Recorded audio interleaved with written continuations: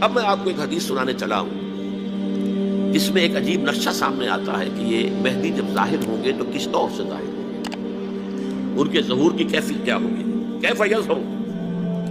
یہ روایت ہے حضرت ام سلمہ سے رضی اللہ تعالی عنہا، حضور کی زوجہ محترمہ ہیں، فرماتی ہیں ام سلمہ عن النبی صلی اللہ علیہ وسلم قال یکون اختلاف عند موت خلیفۃ، موت خلیفۃ، حضور نے فرمایا ایک خلیفہ کی موت پر اختلاف واقع ہو جائے گا، خانہ جنگی ہو جائے گی۔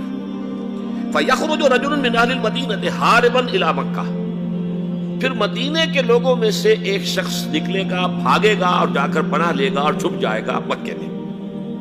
فَيَأْتِيهِ نَاسٌ مِّنْ أَهْلِ مَكَّةِ، پھر اس کے پاس آئیں گے اہل مکہ، مکہ کے لوگ، فَيُخْرِجُونَهُ، اور اسے نکالیں گے، جہاں وہ چھپے ہوئے ہوں گے وہاں سے نکالیں گے۔ وَهُوَ كَارِهٌ، اور وہ بالکل اس کو پسند نہیں کر رہے ہوں گے، نہ وہ خواہش مند ہوں گے کہ ان کو ہاتھ پر بیعت کی جائے، نہ وہ یہ چاہیں گے کہ وہ میدان میں آئیں اور ان کو جو ہے اپنا لیڈر مانا جائے۔ وَهُوَ كَارِهٌ فَيُبَايِعُونَهُ بَيْنَ الرُّكْنِ وَالْمَقَامِ، لیکن لوگ جو ہیں پھر اصرار کے ساتھ ان کے ہاتھ پر بیعت کریں گے رکن اور مقام کے درمیان۔ رکن وہ کونا ہے خانہ کعبہ کا جس میں حجر اسود لگا ہوا ہے، اور مقام ابراہیم جو ہے، ان دونوں کے مابین جو یہ علاقہ ہے یہاں پر وہ بیعت ہوگی۔ وَيُبْعَثُ إِلَيْهِ بَعْثٌ مِّنَ الشَّامِ، ان کے خلاف ایک لشکر بھیجا جائے گا شام سے۔ نہیں کہا جا سکتا کہ باسی حکومت اس وقت کی جو ہے اس کی طرف سے کوئی مسئلہ اس طرح کا اٹھ کھڑا ہو، اس لیے کہ ابھی تو بہرحال باسی حکومت وہاں ہے۔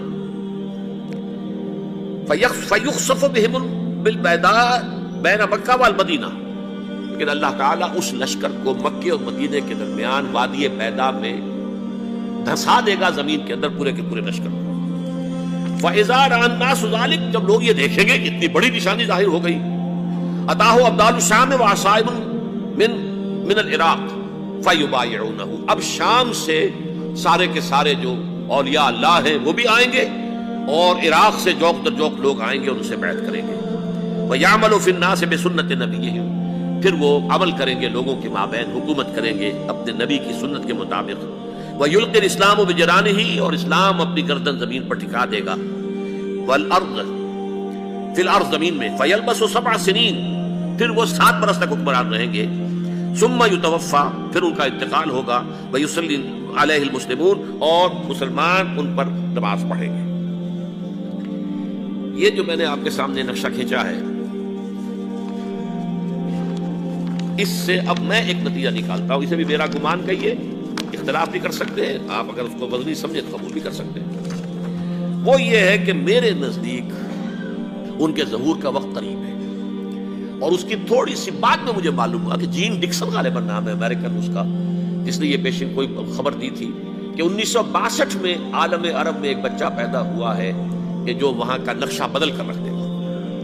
یہ جین ڈکسن کی غالباً پیشن گوئی ہے۔ بہرحال مجھے اس کی پیشن گوئی سے کوئی دلچسپی نہیں ہے، میں تو جو احوال دیکھ رہا ہوں، یعنی اسرائیل کا قائم ہو جانا، اور اس کے بعد اب یروشلم کا مسلمانوں کے ہاتھوں سے نکل جانا، اور اب گویا کہ وہ الملحمۃ العظمیٰ جو ہے تلی کھڑی ہے، کسی بھی وقت جو ہے یہ جو ہے وہ لاوا پھٹ سکتا ہے، آتش فشاں پھٹ سکتا ہے۔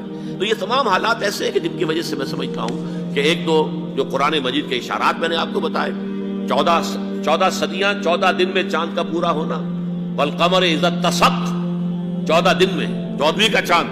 اسی طرح یہ 14 صدیوں کے بعد یہ صدی جو 15ویں صدی ہے، یہ در حقیقت ظہور امام مہدی کی صدی ہے۔